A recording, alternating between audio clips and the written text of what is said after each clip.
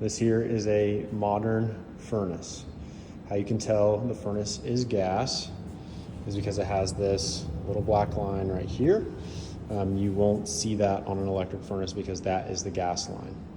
You also can see here is where you put the filter. Right there, there's a filter. You can pull it out. It'll show you which direction the airflow is by that little arrow right there. So the furnace is sucking in all the cold air through this line, passing it through the filter, making it warm, and pushing it back out through the heat runs, I think is the proper term for that.